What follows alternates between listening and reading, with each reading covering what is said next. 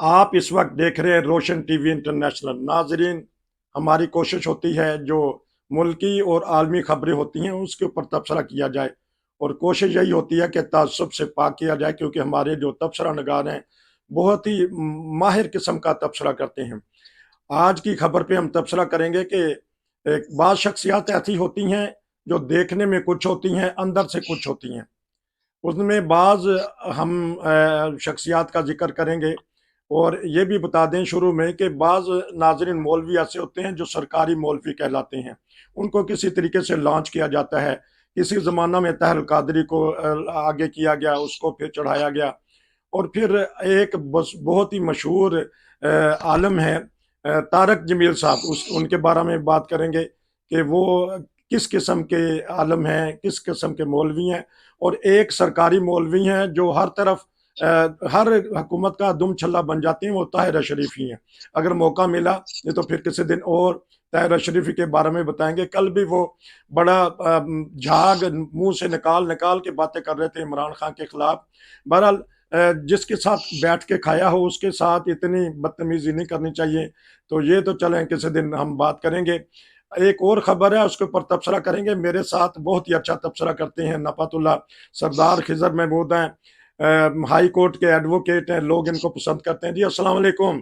जी, वालेकुम सलाम रहमतुल्लाहि व बरकातहू। फिर वही सवाल, मैंने एक डेढ़ मिनट में कोई ऐसी बात तो नहीं कह दी, क्योंकि आप मेरी तस्वीर करते रहते हैं, लोग भी कमेंट्स करते हैं अच्छा। नहीं, नहीं, आपकी तस्वीर की ज़रूरत नहीं होती है, तो आप तो बिल्कुल ठीक कहते हैं। जी तो बाकी ये है कि देखें, आपने अगर उल्टा मैं शुरू करूँ तो आपने ताहिर शफ़ी साहब की बात की है। जी मसला ये है कि उस सिस्टम के अंदर के वो 5 साल तक रगेदते रहे उसको मरियम नवाज़ शरीफ को, और जो ज़ुबान उन्होंने इस्तेमाल की है उनके खिलाफ 5 साल इमरान के हमायत में बैठ के। जी तो अब वो इसी दोबारा बशीर बन गए, तो इस सिस्टम को या वो जो साथ लेके चलते हैं उनको देखना चाहिए कि इस बंदे की अपनी वैल्यू क्या है, अपनी जी हालत क्या है। उसके बाद ये किस तरह के, आपको याद होगा कि इन पे एक इल्ज़ाम आया था कि ये पैसे लेके तो रैलियाँ निकालते रहे, और ये पैसे लेके अमन की बात करें, जर्मनी से भी था और अमेरिका से भी था इनका।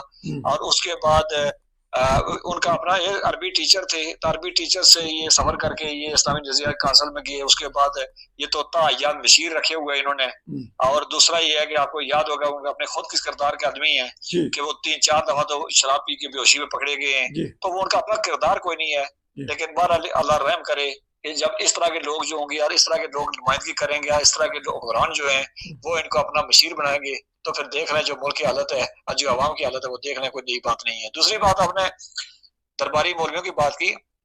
देखिए, दरबारी मौलवियों वाला काम बड़ा लंबा शुरू होता है, और बहुत हमारी बदकिस्मती, हमारी तारीख भरी हुई है कि हज़रत इमाम हुसैन को दरबारी मौलवी 30,000 मौलवी थे जिन्होंने बागी करार दे दिया था, जी और नौज़ुबिल्लाह उनको शहीद करना जायज़ करार दिया गया था। जी और वो दरबारी मौलवी, आपने अभी तारिक जमील साहब की बात की है।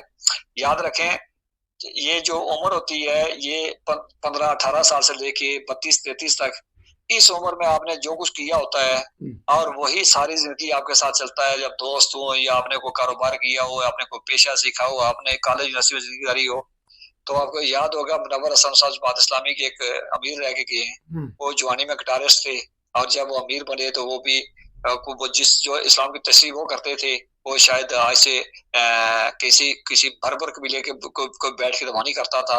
और दूसरी बात, आपने तारिक जमील साहब की बात की है, ये गाने बजाने वाले आदमी थे, और उसके बाद वो वहां से आए, तो माशाल्लाह मजहब को उन्होंने अपनी दुकान बनाया और खरबों में खेले। इस फैसलाबाद में इनका एक शादी हाल है, जिसकी कीमत जो है 50 अरब से ऊपर लगाई जा रही है। 2 साल पहले पुरानी बात है। ये जो मास्टर टाइल वाले हैं गुजरा वाले में, उनकी बेटे की उससे शादी की थी, पूछना किसी की इन्होंने निकाह कितने पैसे लिए थे। और इमरान खान के दौर में इन्होंने एमटीजे के नाम से अपनी एक जो है वो ब्रांड लॉन्च किया है। तो उस पर नाड़े की कीमत जो है 1000 बंद जो है, उसने को 3000 बता रहा था।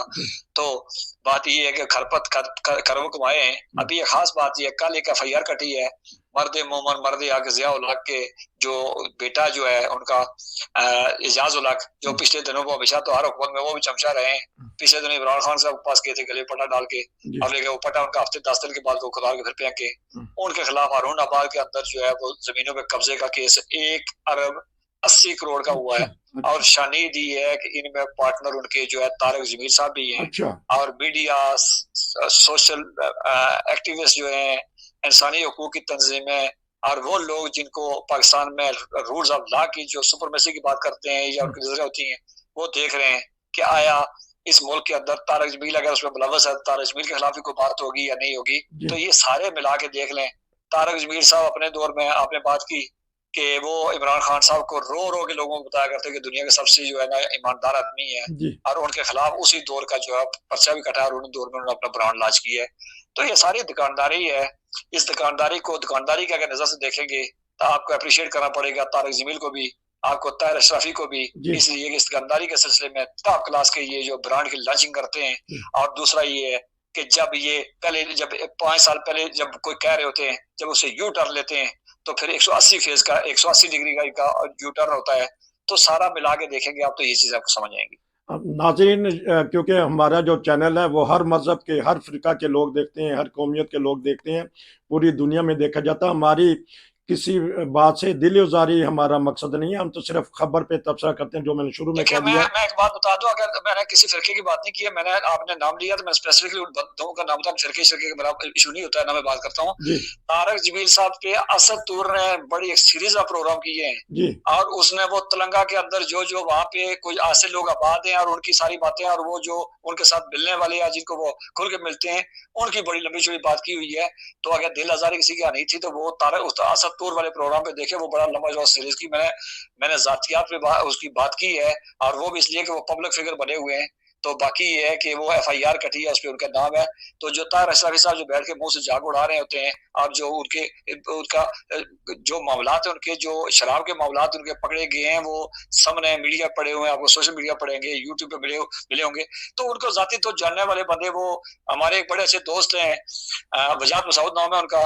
तो वो कह रहे थे एक दफा, मैं लाइट नोट कह रहा हूँ, वो कह रहे थे कि एक जगह मतलब कहीं बैठे हुए थे, तो ताहिर अशरफी साहब मुझे शराब के हलाल होने पे जो है वो जवाब पेश कर रहे थे। अच्छा। पीना जायज है।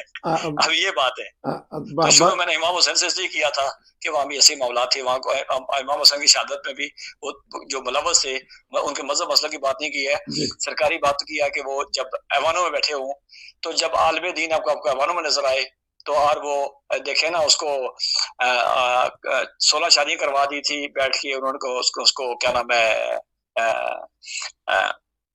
अकबर आजम को। अच्छा। तो सारी बात तशरीह तो करते हैं, फिर वो जब बैठे होते हैं फिर ऐसे ही होता है। तो ऐसे सरकारी और दरबारी मौलवी जो उनसे अवाम बड़ा खुश होते हैं, उनके पीछे लग भी जाते हैं, उनके ऐसे नारों पे चल पड़ते हैं, पीछे वाह वाह करना शुरू हो जाते हैं, और बड़ी शोहरत ये खुद भी हासिल करते हैं, और उनके जो मानने वाले हैं, उनके साथ जो लगाव रखने वाले हैं, वो भी बताते हैं, देखते हैं कि देखा जी हमारे मौलवी ने कैसा बात की है। देखिए, मैंने कहा कि इनका कोई असूल आइन वफा होती नहीं है, ये प्रोडक्ट की लॉन्चिंग के लिए बड़े माहिर हैं। और मैंने कहा कि अगर इसका आपको उससे निकाल के देखें तो आपको टॉप क्लास के ब्रांड लॉन्चिंग में आपको नजर आएंगे। तो वो उनका यही है। मैंने कहा कि अब क्या आप नॉन लीग वालों को याद नहीं है कि ताहिर अशरफी पिछले 5 सालों के बारे में क्या कहता था, और आप उनके पास बैठ के झाग उड़ाते हुए जो इमरान खान के खिलाफ करता है, तो बातें करता है, तो क्या उनको नहीं मालूम था? तो लेकिन ये है कि अगली दफा अगर इमरान आया तो फिर उसके साथ भी चले जाएंगे। जमीर ना हो तो फिर उसके बाद सब कुछ हो जाता है। बस ये बंदे को याद हो कि मैंने परसों क्या कहा था, मुझे बताया ताहिर अशरफी, और वो क्या नाम है, उसके बाद फिरदौस आशिक अवान, उसके बाद वो क्या नाम है, वो फैजल हसन चौहान, वो जो जुबान इख्तियार करते हैं, इन तीनों में आप फर्क बता दें मुझे। अगर आलमे दीन है, कोई किसी मसलक के, किसी फिक्र के, किसी सोच के अगर वो कोई रहनुमा है, तो मुझे उनकी सोच फिक्र वाले जो उनको मानने वाले हैं, जो उनके पीछे सफेद बांध के खड़े होते हैं, उनसे पूछा जाए कि इन तीनों में फर्क आपको नजर आ रहा है तो मुझे भी बता दीजिए, मेरी भी रहनुमाई हो जाएगी। क्योंकि वो तो चले दो दूसरे सियासी हुए, लेकिन ये एक मजहब का नाम लेकर मजहब का लुबादा ओढ़कर बाज मौलवी, लेकिन सियासी पार्टी की मजबूरी क्या होती है कि बाज दफा ऐसे उलमा को रखना पड़ता है। वो जो एक थे इसमें जिनको पर कत्ल का मुकदमा भी था, शायद मकवी नाम है, क्या नाम है उनका, जो इमरान खान की पार्टी में थे, जिनके ऊपर कंदील बलोच का मुकदमा भी हुआ। तो ऐसे उलमा जो उनसे हैं, ये तो मजहब के ऊपर भी एक धब्बा है, इस्लाम के ऊपर भी। तो ऐसे रखते क्यों हैं ऐसी पार्टियां ऐसे उलमा को?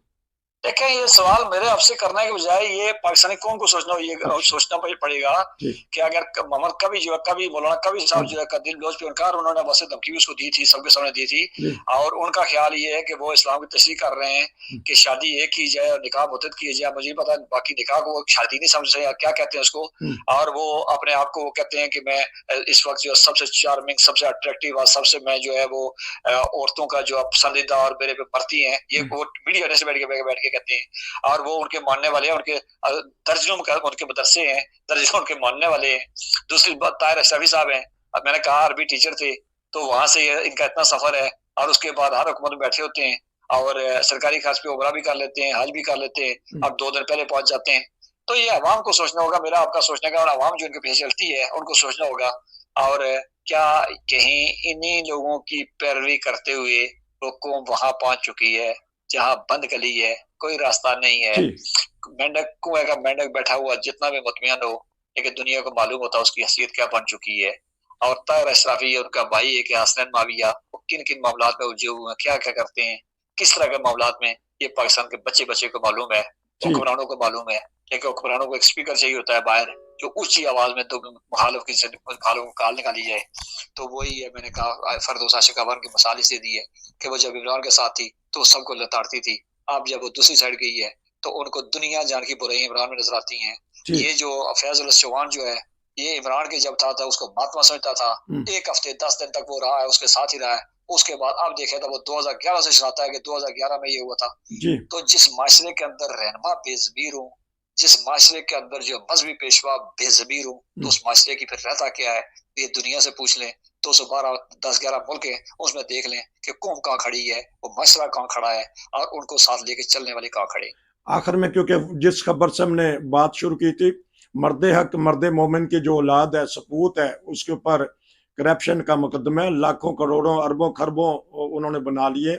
नॉर्मल एक जनरल है, तो इस बारे में गिरफ्त हो सकती है, नैब उनके ऊपर हाथ डाल सकता है कि वो फौजी के बेटे की वजह से बच सकेंगे। देखिए, ये पिछले 6-7 महीने से इन पे जो ये इनके मामला चल रहे थे, इन पे जो ये मुकदमा जो मंडला रहे थे, और ये इसीलिए दौड़ के वहां पटा डाल के इमरान खान के पास गए थे कि जब मैं जाऊंगा तो वो वहां पे मुझे कहा ये जाएगा कि मैं कहूँगा मुझ पर सियासी इंतकाम लिया जा रहा है। जी। और लेकिन बदकिस्मती ये हुई कि वो इमरान खान ने कुछ मामला उस पर आए, जी। तो चूंकि इनका फौजी जो है वो जो भाई बाप फौजी है, तो वहां वो चूंकि वो उनका घर भी फौजी उस एरिया में ही है, कब्रिस्तान भी वहीं है, शाम को बैठना भी उन्होंने वहीं पे होता है, तो इसलिए वो मजबूरी में उस वहां उस घोंसले से उनको निकला पड़ा। अब पर्चा तो 1 अरब 80 करोड़ का हो गया, ये शुरुआत है, आगे आगे देखिएगा क्या होता है। क्या है, मैंने कहा कि इसमें बहुत सारे लोग और भी मुलव्वस हैं, और ये लाखों करोड़ों की जमीन जो है जिसपे कब्जा किया हुआ है, और ये सारा कब्जा उन्होंने पाकिस्तान का आइन कानून को जो है वो कागज का टुकड़ा समझ के उसको उठा के परे फेंका था। इन्होंने गरीबों की जमीनों को जो है वो उठा के उसमें कब्जा किया हुआ है। तो सारा निजाम यहीं पे चलता है, और सिर्फ ये है कि आपके पास जो है वो मजहब के नाम पे अच्छी लाठी हो, उसके साथ हंकते रहें, और जो आपको कहे कोई बात करे तो वही लाठी उसके सर पे मारें, अपने आप को पवित्र साबित करें। नाजरीन, यही आखिरी बात है कि मजहब के नाम पर लाठी पकड़ी हुई है, जिसकी लाठी उसकी भैंस। पाकिस्तान में ये दस्तूर चल पड़ा है अरसा 50 साल से। ये एक खबर थी, उसके ऊपर तबसरा कर रहे थे। अगर आप कोई कमेंट्स करना चाहते हैं, कोई तबसरा करना चाहते हैं, तो हमारा यूट्यूब चैनल है, उसके ऊपर कमेंट्स कीजिएगा, हमारे साथ रब्ता कीजिएगा, हम आपकी राय पूरी दुनिया में सुनाएंगे। आपका बहुत शुक्रिया। फिर मिलेंगे। नसीर को इजाज़त दीजिए। अस्सलाम वालेकुम।